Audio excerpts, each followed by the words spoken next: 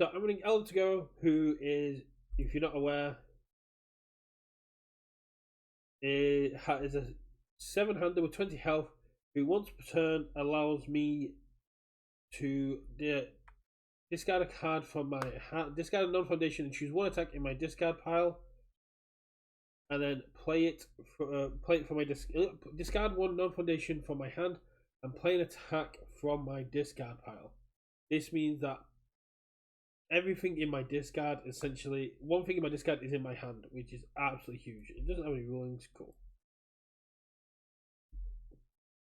It also has the enhanced ability, switch this attack's speed and damage. If it's your rival's turn, I destroy one foundation. Foundation destruction very important because I knew Younger Toguro was going to be the biggest number, which he was. And I knew trying to push me into deadlock was what a lot of them were trying to do. So having a character that destroys on face, as well as lots of foundations that offer destruction, was a very, very cool thing to do. Yeah, Matt, wrong to go. So attack lineup wise, I went with a very widespread and weird numbering of my attacks. 1 Randall Spirit Gun, 3 Tetra Terrors, 4 Val Seasons, 1 Villainous Teamwork, 3 Chronostasis Trigger, 1 Final Exam Gut Shot, 3 Blue Flame Torments, 2 Quick Burns, and 2 Haymakers. So these were all in here for very specific reasons. Randall Spirit Gun is in here because it allows me to use my once per game again. This allows me to discard another non-foundation to play another attack in my discard. This is very, very powerful.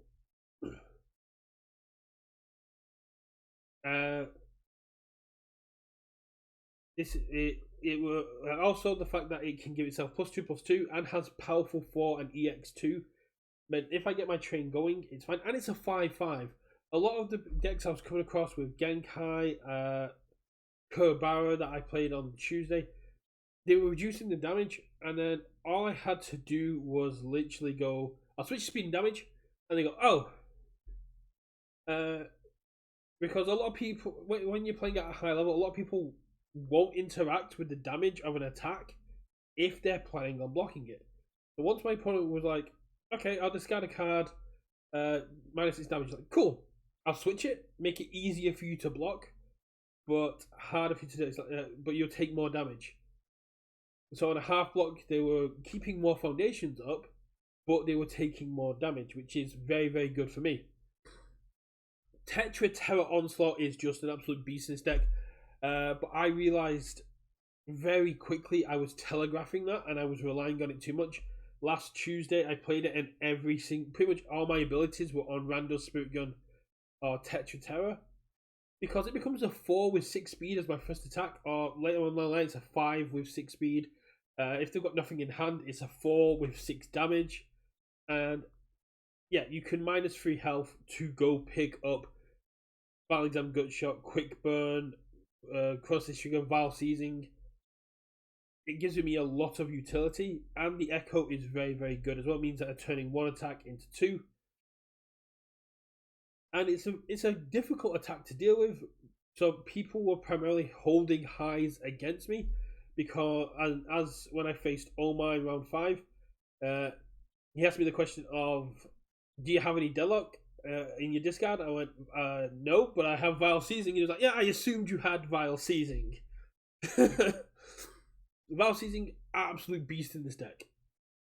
It primarily came in for 3 damage because I would switch it up to make it a 6 speed for 3 that was just read draw a card, and once it's in my discard, my opponents don't go to deadlock. Knowing that I can open Vile Seizing every single attack, I played against a Genkai who was at 9 foundations and went, how many Vile Seizing did you discard? I went 4. He went, yep, nope, not going to deadlock. Not a single chance that they will go into deadlock when I had 4 Vile Seizing in my discard. It's an absolute utility card. It did so much work in this deck. It wasn't the MVP. No, it did a lot of work. It was very, very cool, but it did what it was supposed to. It did not go above and beyond what I expected of the deck. I just realised that on the screen, we're doing it a little bit too low. There we go, attack right up. But if I move, villainous teamwork. Now, villainous teamwork came in after I had a conversation with someone, and they were talking about how good cape is.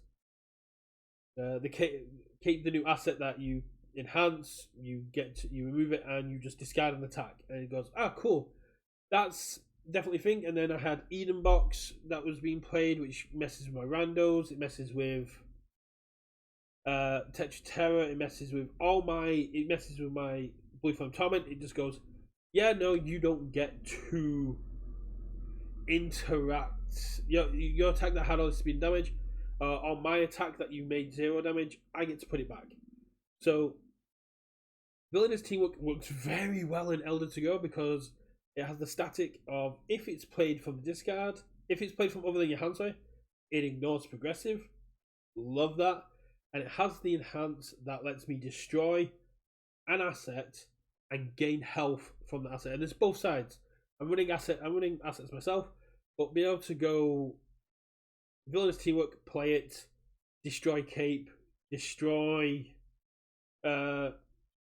Eden Box. And this did happen in round 2 when I came up against Richard, who was playing his all flash Jin list, which I'm still trying to talk him into making a deck list for. He had cape on board. I played villainous teamwork. He gave it -2. I went cool. Switch it to speed and damage. So it's a 5 mid for 2. He gave it -1 speed with the team foundation, and I went destroy cape. And he goes, yeah. And because it was a 5-2, it went down to a 4-2. He couldn't cancel it with Jim because the speed was now back to printed. So he lost his cape. I went back up to full health by gaining 1 because I'd only taken 1, and he lost a massive utility card. But you see, it's one of those cards that people just disrespected. And I'm looking at an Elder Toguro. I was like, yeah, I'm running it as a one-off because it's a very niche card. But Elder Toguro just gets to play it whenever he wants. Being able to string out and then just go, yeah, on a 5. I had a game where I think it was another one against Richard where he breaker 2'd me about 3 attacks in. He was like, that's going to end it. And I just went, villainous teamwork on a 5? I check a 3, 4, 5. He's like, yeah, no, that's a thing. Chronostasis trigger, absolute beast. Helped me out so much in round 4. Would have helped me out in round 1. I just couldn't guess the zone correctly. So round 1, I went up against Liam Charner, the current EU champion. And my goal was to turn Genkai off. So always starting off with Chronostasis trigger, because if I can get Chronostasis to hit, the character gets sealed. None of my attacks are getting minus damage from that point on, apart from foundations. But for some reason, no matter which I called low or high, even if Liam had 1 card in hand, that was the zone he got. So he was able to take chip damage and completely 2-0 me. Fair play to Liam though. I probably wasn't walking away from that with a victory. His deck was really aggressive, really powerful, and came out the gate swinging. Liam played that like an absolute boss, and I think the Genkai list he had was very, very strong. I played against Genkai again in round 4, which was an all kind of throw Genkai list, and that time my choices were a lot better. I got a lot luckier in turning Genkai off. Fair play to it was Robert Trudeau I was playing. They were playing an all throw Genkai list, and to be able to just take like 1 or 2 damage every single time, then heal it back up, was really annoying for them. But the more annoying thing was, once there was a Chronostasis trigger at my discard, he knew that was my opening move, and whether I went low, whether I went high, those 2 games, I always got it right. I always turned Genkai off, and I always went in for some significant damage. Also, being able to freeze down and commit foundations was really good against Kurama, who was running the life build with carbo loading and command pigeon flock, so they could get +5 plus 3 damage +2 speed. Was really annoying, but being able to go chronostasis trigger, keep the command pigeon flock frozen, or commit the command pigeon flock and freeze it. Very, very good. It kept me alive a lot that game. I only played 1 game against I literally only played 1 game against that Kurama. We went for about 50 minutes in a single game. Which brings on to the other MVP of that game against Kurama was Final Exam Gunshot. So this is just the last remnant of my mill listing. I put it there because I did not expect to face any other Elder Toguros, which I didn't. But going up against Kurama's, going up against Genkai's, going up against Kurabara's, I wanted something that couldn't be interacted with. Yes, I have Haymaker, and that's a completely different kettle of fish. I wanted something that was a high impact card that nobody would see coming, and that was Final Exam Gunshot. Against the Kurama, I played it and I milled 3 Rosewhip Barrages off the bat, and there was like, I can't believe it. I was like, yeah, that's what it's in here for. It's in here for me to push my luck and go, you're not getting it. And I sometimes I kept doing it against Genkai's and Kurabara's and all these people that want to use their foundation base to kind of get around me. It did its work. Who was it? Round 3 or round 4? Oh no, it was in a practice game. I'll get to that a little bit later on. But Blue Flame Torment was my other go-to. So a lot of people started to catch on to what my attack lineup was late game, and someone picked it up on the first one and went, oh. So my usual attack lineup would be Blue Flame Torment, check a 6, do my stuff. It'd be usually be a 6 speed because I'd swap it after the first one failed, come in for damage, and then play Rando's Spirit Gun from discard with the +2 my check. This meant Randos was a lot easier to get through, and that I could use my ability again to play something on a 6, or one time I played Blue Flame Torment again on a 7. It was really, really cool. Having that interaction between Blue Flame Torment and Randos, being able to go, like, I can string and not commit a single foundation, was very, very good. The ability to check hack anything was really, really cool on defense and offense.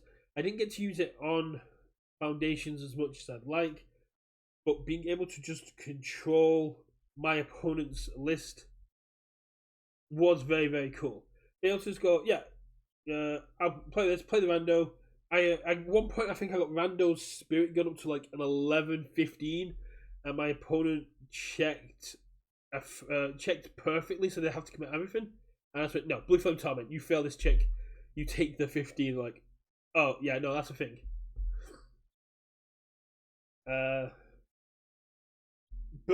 Quick Burn was a setup card. It was a low block. Low block's very, very cool. I mean, you got 100% power, which is low. I knew I'd be running into some very low powerful. It was also in there for swap out with my side. But it does annoy me that Elder Toguro doesn't have the villain keyword. I don't get to use the check hack. But yeah, just be able to try and secure my next check by declaring attack, which did come up a lot. To stack momentum for things like Blue Flame Torment for randos. And then at one point, I think I was when I played against the second Genkai, my attack string, I got a momentum with Quick Burn, and then they were like, okay, he's gonna use that to play Blue Flame, play the Tetch Terror off the second random Spirit Gun, and I powerful like, oh, I now need to block this. I was like, yeah, that was the key. As they were at 7, this went to 7. They're like, and I need to block this, and they half blocked it. I went, cool, they haven't got mid. And what I usually did to end my strings was Haymaker. Back in October, when I first started playing my Retro Vega deck, I was running Haymaker, and I have a lot of respect for this card. Haymaker to me is a very cool, very fun card that people seem to have forgotten has offensive and defensive capabilities. Against Genkai, I blocked a mid. I then got to respond, breaker 1, respond, play an attack, or discard a card from your hand. And they went, yeah, no, I'm gonna have to pass.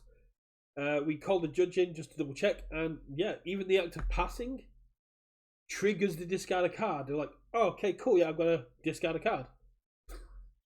So they had to discard a card, which was a bit annoying for them. But that defensive capability, at one point during testing last week, I got a barrier shield into Haymaker. So I went breaker 1, breaker 2, play an attack, or discard a card from your hand. And it's like, that sucks. I was like, yeah, that does suck for you, but it's brilliant for me. But the main reason it's in here is for my Jiro impression.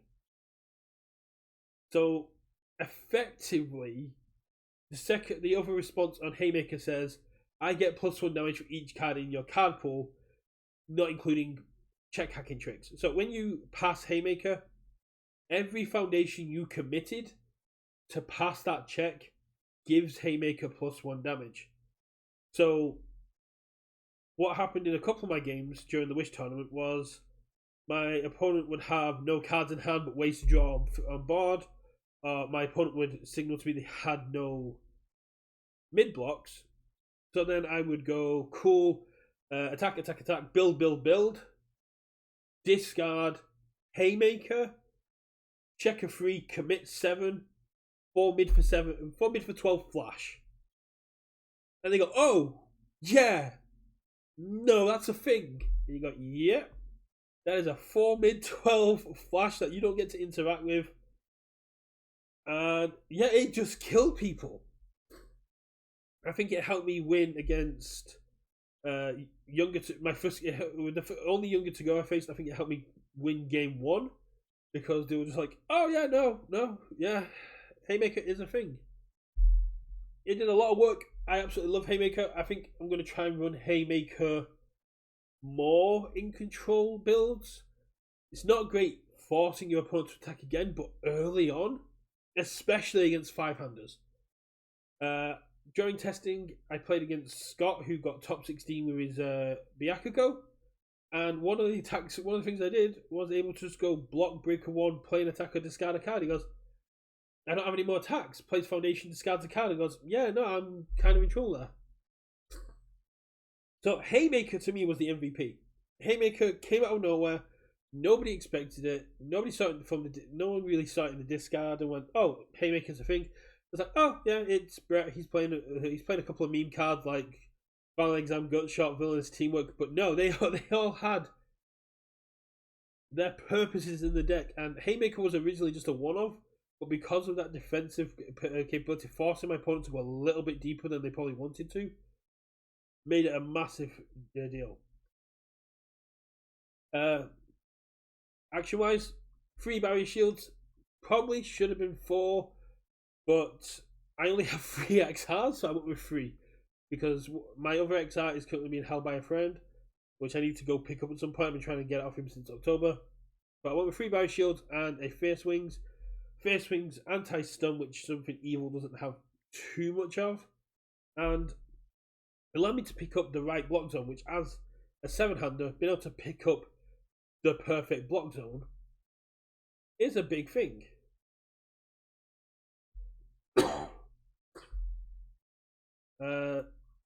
Asset wise, these assets came in very late. I had 2 Twisty Sonys. I didn't have them when I was playing Tuesday and something fell off, and then I realised I'm not running Twisty Surroundings, which I definitely should have been. I stuck them in, and the deck, it just felt like it immediately came together. One thing I will say is this deck took heavy inspiration from William Howard and his Shigaraki 3 from the Winter Warm-Up. The idea behind it was control, long game, and then coming in at the right point to win the game, which was perfect against some characters, but other characters that were like hyper aggressive made it a lot harder. Twisted Surroundings be able to change something for the blocks that I want. Yes, my opponents could do it as well, but yes, that's not that big of an issue in all honesty. Then being able to just give -2 to their check on face, just get boom, you play attack, cool, overcommit, was an absolute beast. Going into the foundation base, we're running 10 0 costs, 3 quick to axe, 3 surviving the finals, 2 Master's Prides, and 2 We Became More.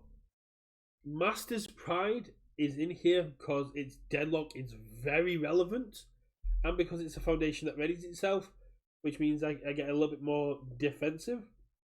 So when I take momentum, I can flip and ready it, which when all my attacks are coming in for low damage, high speed, something's getting through. But the deadlock enhance won me the game against Kurama. They went to deadlock, they used the poly ability in my first couple of attacks, and then I was able to just go send this in. They're like, cool. I was said 2 damage. Like, take it. I'm like, cool. Respond. My next check to play an attack gets +1. And you go, oh, but yeah. Every single time I hit you because you're in deadlock, my check gets +1. You're going to get punched here because all my checks getting +1 means my randos comes in faster. It comes in easier. All my attacks get to come in easier, and I get to hit you hard. We Became More. I was originally running Larceny, but We Became More felt if Larceny is a constant buff to one attack to my attack turn, this one-off became something I was happy to destroy. I meant if I was starting off, I could just literally go. I think at one point I played a Blue Flame Torment and I stacked everything into its damage and then switched its speed and damage. Then played We Became More, gave it 2 damage because it was played from sort of in my hand. They're like, oh, yeah, that kills me. It's like, yeah, that's kill you. So We Became More, when you play a card from somewhere other than your hand, it can get +2 damage. That to me was very, very cool. It doesn't have the defensive capability of Larceny, which makes it a bit easier to take 1 damage off. But I flip it, and then I just get to destroy it with my character in my opponent's turn. Moving on to the ones, we've got 2 Relaxed Demeanors. I was only running 3 Defying Fates in the Wish tournament because I submitted my deck a little bit too prematurely. So it was 2 Relaxed Demeanor, 3 Defying Fates, 1 House of Cards, 2 Adaptables,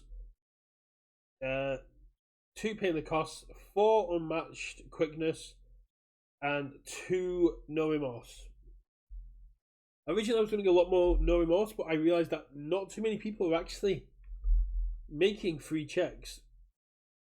If they're making free checks, I'm probably almost dead anyway. And if they're making free checks in my turn, then I'm currently looking to build. So I cut it down to 12. Didn't really come up. I probably could have cut it completely and put some other stuff in. But when it did come up, it was very relevant. Unmatched Quickness and Paying the Cost were only relevant when it mattered. Unmatched Quickness is, in this deck, very similar to Quick to Act. Once I hit below 10 health, all my attacks are coming in with +1 speed, and that can be converted into damage. Paying the Cost can help with that. Paying the Cost, I lose a life, and this attack gets +1 damage. That was a great way for me to pseudo boost, but at some points I used it to drop below 10 to turn Quick to Act and Unmatched Quickness on. Adaptable Anatomy was great against Genkai. The Genkai All Throw list and Liam Chauner's Genkai Super Aggressive list were running throws or pseudo throws, the ones that gain throw if they match symbols. And Evil having throw hate, although very, very specific throw hate, is very, very cool. Just be able to full block and go, yeah, this deals no damage. They go, cool. That's slightly annoying. Absolutely great.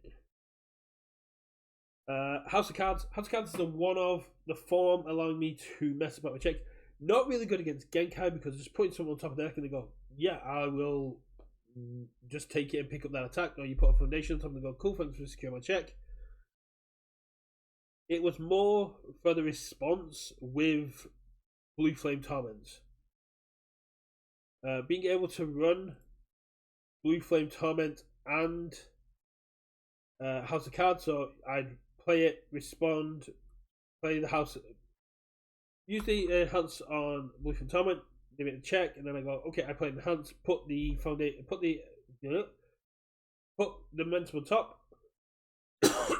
If they didn't have a draw, they go, okay, cool. I go, make a check against number 6, and they go, okay, yeah. That's a pain. So then they take their, then I get a guarantee my damage, they lose their momentum. It was very, very cool. Defying Fate, I never got to use the response. No one was really running burn damage, so I didn't get to secure momentum for any of my EXs or powerfuls. But yeah, -2 speed in a deck that can just has spooky on face. Very, very cool. But relaxed demeanor was an absolute game changer. The moment I put relaxed demeanor down, people were like, okay, that's just a tutor. That just says go get an attack. And like, yes.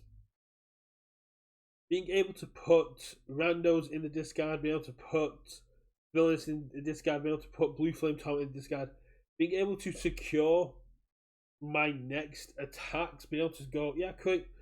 May not be doing anything this turn, may not be doing anything there, but I'm now setting up for the future, and it's something my opponent has to be aware of. Similar things like Chronostasis Trigger or Vile Seizing. But mainly it was for randos. I only have the 1-2 check. So a lot of times on my turn 1, I was like, I don't fear my 2 check. And luckily I never checked it on a turn 1. I got very lucky there. A couple of times it was quite near the top when I did it.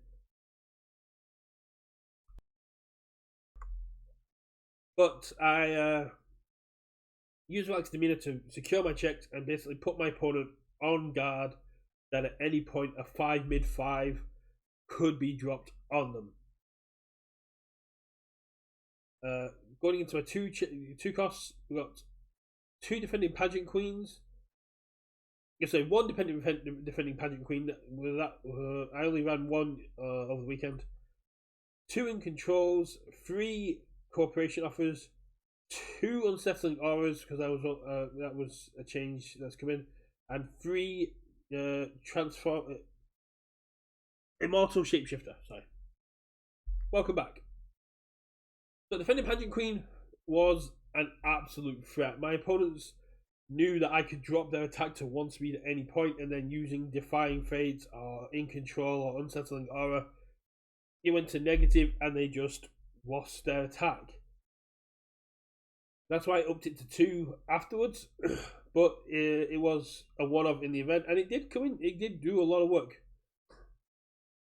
In Control and Unsettling Aura both give minus speed, but In Control was a lot better than I thought it was going to be.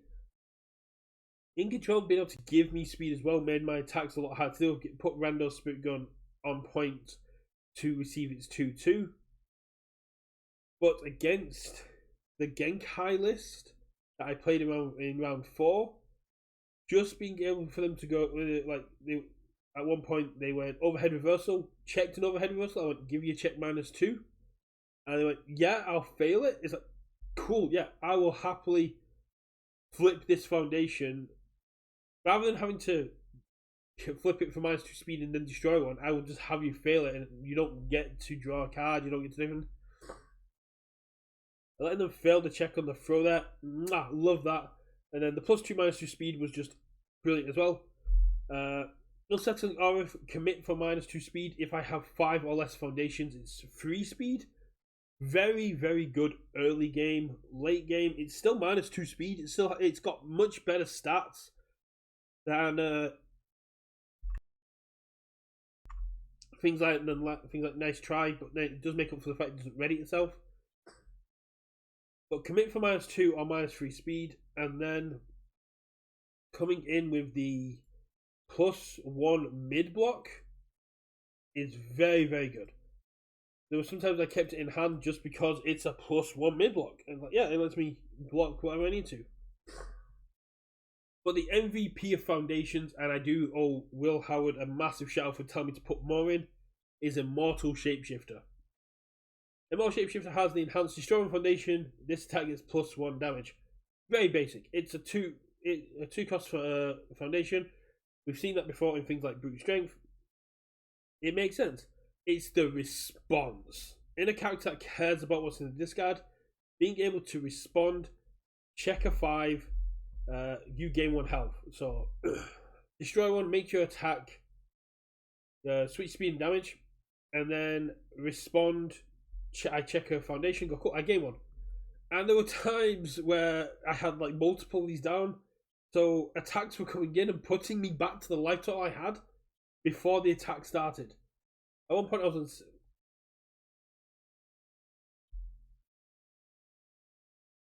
on...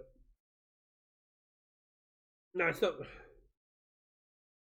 Yeah, response after you destroy 1 or more foundation, gain 1 health if you check a 5. So checking the 5, absolutely brute, absolutely pinnacle there. Yeah, basically, it's basically mill 1, gain a life. Especially seeing as I'm running like a 20-45 split between 3 and 2 checks and 4 and 5 checks. There was a couple of times I did check a 4 and I was like, sure, I'll commit 1. But yeah, I had to make the check against a 5. I checked the 5. A lot of time. At one point, I was against the Genkai round 4. They had 3 momentum, and I was still at full health. It was very, very dumb. It's absolutely beautiful. I think Immortal Shapeshifter definitely needs to be in at least a one-off in most decks. It does so much dumb stuff, especially if Karasu joins up. I really wish I could get this in XL like full art, but absolutely love it. Onto the sideboard. I never actually changed into Younger Toguro. I did consider it against Omai in the last round that I played, but it was primarily in there for 7-handers I wanted to destroy. I only faced Kurama once. We only played 1 game because it was so long. But if you had wanted to play the game 2 with 5 minutes on the clock, chances I turn into Younger Toguro and go, I'm either going to kill you quickly or run out the clock. Eri kept me alive in some games. Being able to ready up a foundation at the end of as well meant I could use things like Cooperation offers second ability, which has commit. If this attack was played from someone other than your hand, it gets 2 damage. So that allowed me to go 2 damage, then Eri ready it back up. Citywide Crisis actually came in so handy. I played against Kurama, I played against Jin, I played against Genkai. At one point against Richard on Jin, he used Barrier Shield to put my attack down to 0 speed. And then I just went, destroy Citywide Crisis, put it back to 5. He's like, can you do it on your own? I was like, yeah. It's a dumb card. It does dumb things. So just being able to put it back to 5 speed, beautiful. Being able to force my opponent to stuff their card pool if they join my turn, very, very good.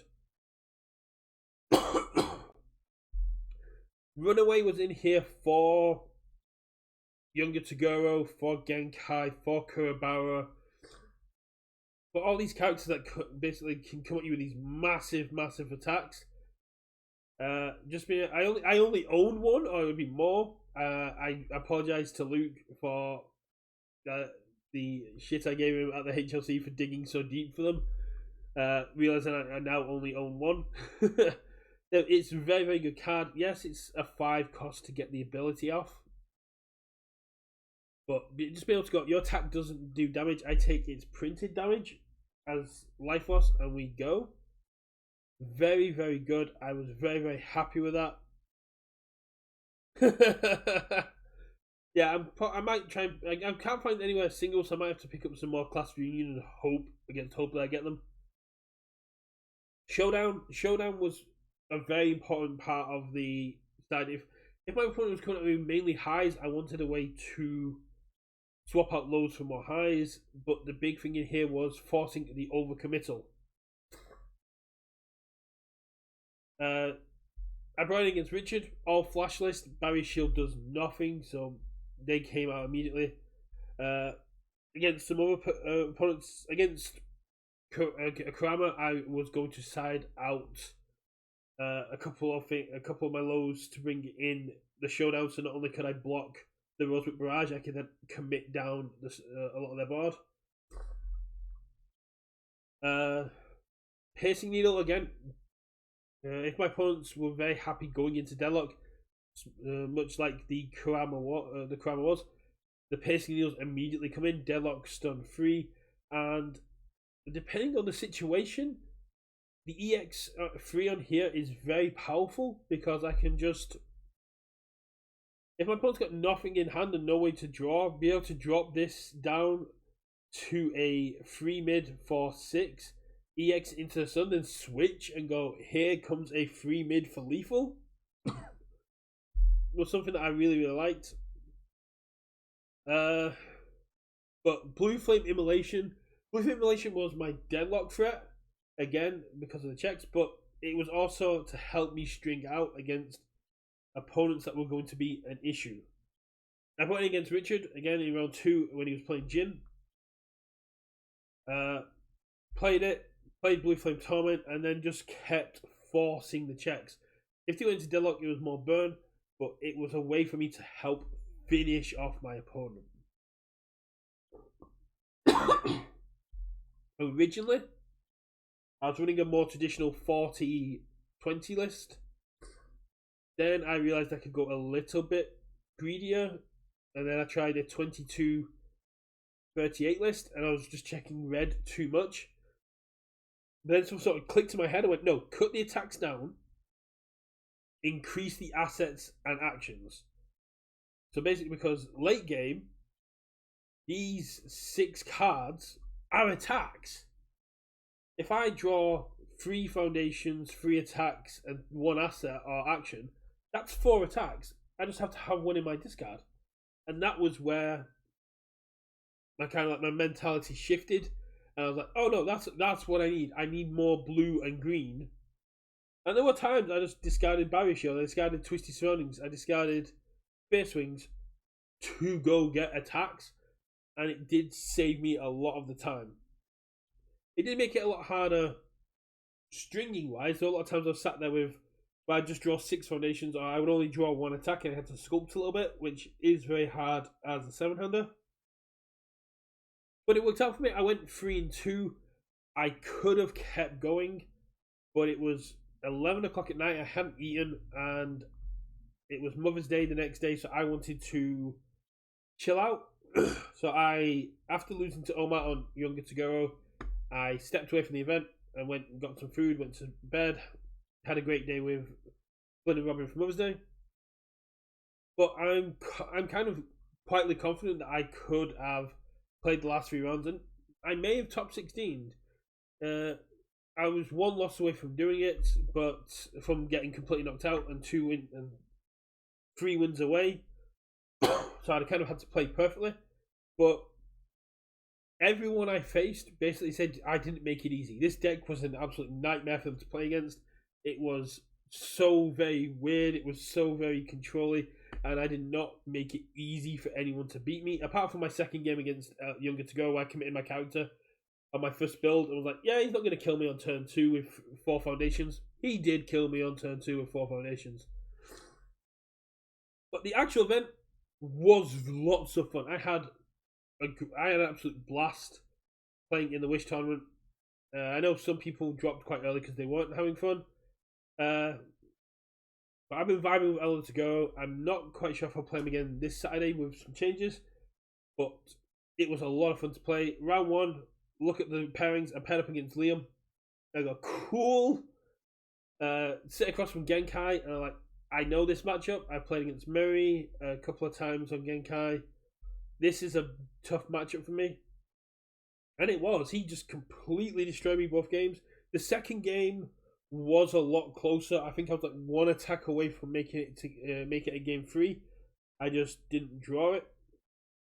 And then got ganked by double Spirit Blast with the just making my checks a lot harder and made it a lot harder. But yeah, Liam is an absolutely great player who was playing a very good deck in a matchup that wasn't favoured for me. So I got no gripes against that, and I was really happy to see Liam keep going. Then I lose. Richard gets paired up against Murray on his Genkai list, and Richard loses. And I was like, if I get paired up against you or Mike, I might just walk away. And then round 2 pairings go up, and I'm like, cool, it's Richard. Yay! So I get paired up against Richard. He absolutely destroyed me game 1 on Tuesday. Game 2 was quite long. Luckily, I kind of had the right stuff to get game 2 back. And game 3 ended in a tie. So going in this time, I knew his deck a little better, and I now had the twisty surroundings, which made against Flash was a great thing to have. I knew Barry Shields were immediately coming out at the end of game 1, and that most of my low blocks weren't doing anything because he only runs like 1 or 2 low attacks. Because look, that was information I had from playing early in the week. So the Barry Shields went out, the showdowns came in, the immolations came in, and the piercing needles came in. And I was able to take it 2-0. Luckily, he just got such a bad build and was checking so poorly that I was able to kind of run away with the game. And because we'd played it before, I knew not to go to deadlock because he'd forced me to discard. I knew not to go too deep into a turn because my hand was not safe. So keeping 3 or 4 cards in hand, just doing like a play free pass, compared with his very poor checks, meant that I was able to run away the game. Most of the time, I'm going to say 6 times out of 10, Richard just completely trounces me there. Everything kind of just lined up perfectly for me to walk away with the win.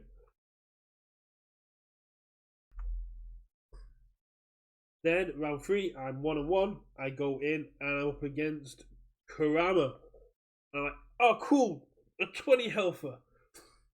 We can do this.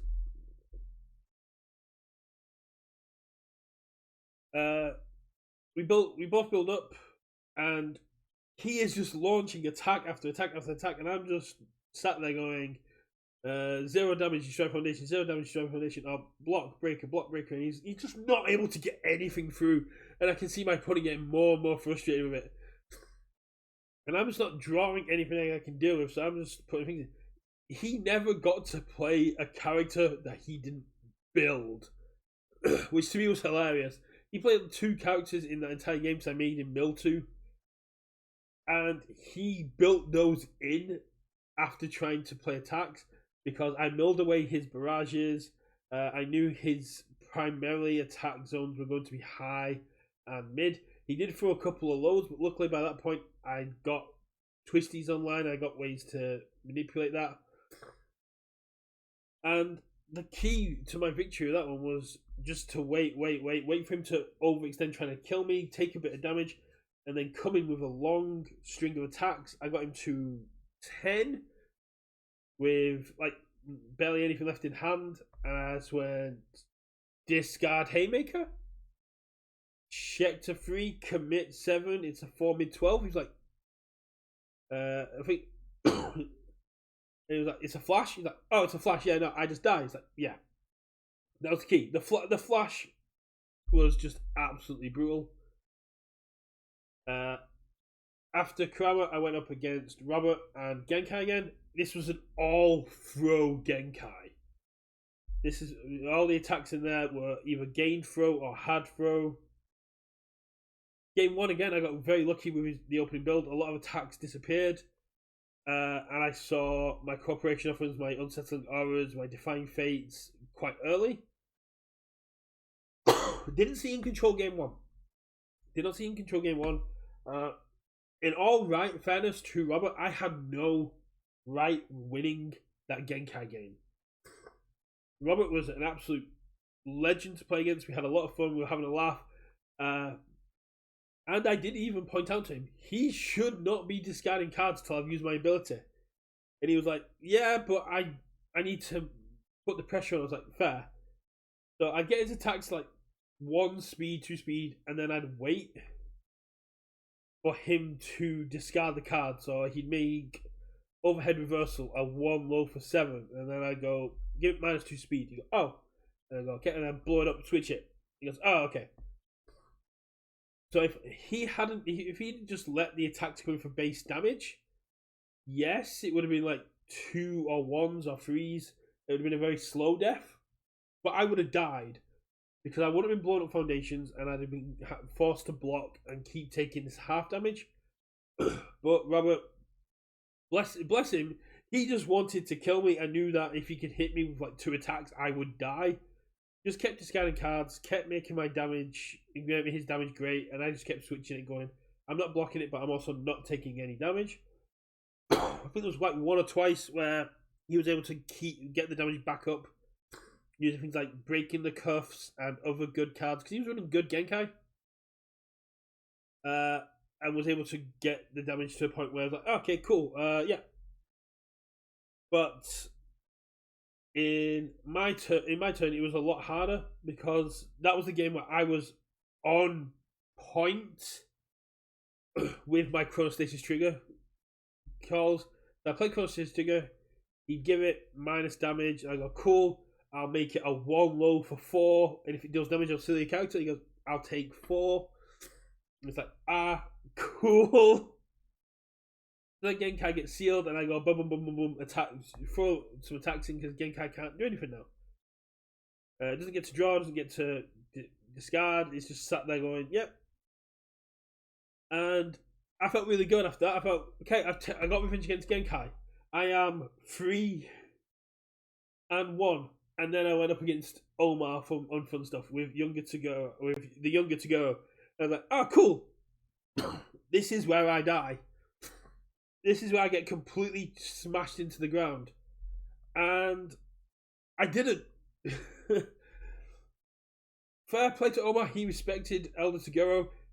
He respected me as a player. I don't quite know. He knew me as Dabby Guy as well. He was asking me how we were. All my opponents were absolutely lovely to chat with as we were playing. But he knew that twisting Azor was not going to get him here. Unless my character got committed, twisting Azor was just always going to be a 7 mid for 4. Because he'd immediately give it the damage, or he'd do something else that reduced the speed, and the moment it went above 7 damage, it got switched. The moment that attack went above 7 damage, I switched it, and he's like, cool. So I'd take a little bit of damage, but he still had to pay full cost for his attacks. I think I got him down to 22, 23 before my kill turn, and it was again Haymaker that finished it off, because I just went attack, got him to 10, then went in with a Haymaker, I went boom, and he went, yeah, that kills me. And I go, yeah, hey. So I win game 1. I look at my sideboard and I go, do I need to sideboard anything? It's mainly mid attacks he's hit me with. So my sideboard not really geared for dealing with mids. I could switch to Younger, but Younger Toguro doesn't do anything in this matchup. My build isn't built around Younger Toguro, it's there for smashing 700s. So we go into game 2, and he's going first, so he builds. I'm going second. I check. Go to play a 0 on a 4. Check a 3. Commit my character, and I see Omar's hands going like he sort of like go like that. I'm like, oh no, he's got the gas. But it's too late. I've already passed check, built down, and then he just plays attack, builds down. I switch to speed and damage. I can't switch to speed and damage because my character's committed. So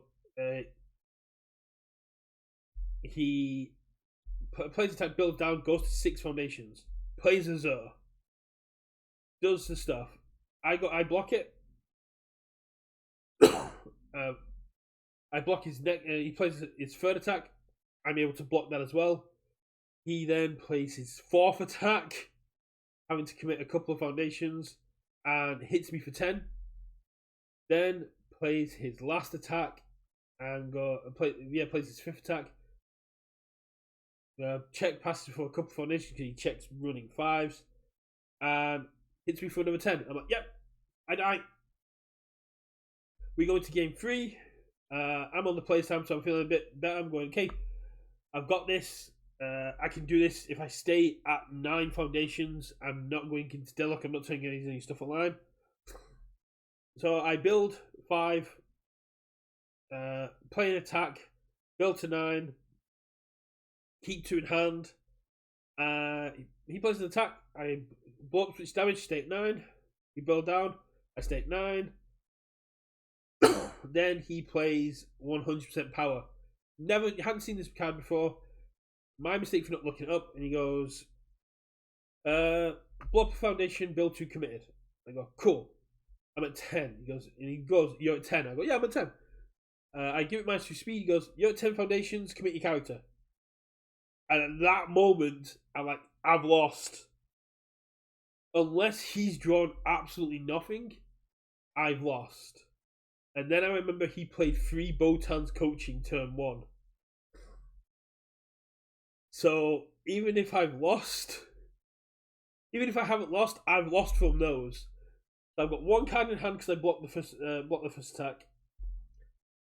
I've got 1 in hand because I blocked the Azar. He's played this 5. He's got this 3 low for 5, which becomes a 3 low for 15. Botans, I discard my high block, draw mid block. The Botans, I discard my mid block, draw another high block. The other Botan got committed for this attack, so I'm like, okay, there's still a chance I survive this. And then he puts it to 15 damage. I go, I'll twisty, discard my momentum, make it high. He goes, cool. I go to block on a 6. I check a 4, 5, 6 because of the Azure and got block. Show me 2 attacks. He drops a Vow Seizing on. He drops Vow Seizing. Hits me there. I've got 2 foundations up. So like, cool, maybe I can pass this check. I can't pass the check. So I go down to like 9, and he shows me the next Vow Seizing, and I go, yeah, that's game. And I got, yeah. I could have kept going, but seeing that matchup into Younger to Go and knowing that I have to draw perfectly and stay consistently at 8 foundations to beat this character felt like more mental gymnastics at 11 o'clock at night than I was willing to do. It's a very cool deck, and I'm very happy with it, and I had a lot of fun with it, and a couple of people, they messaged me going, why did you drop? You could have kept going.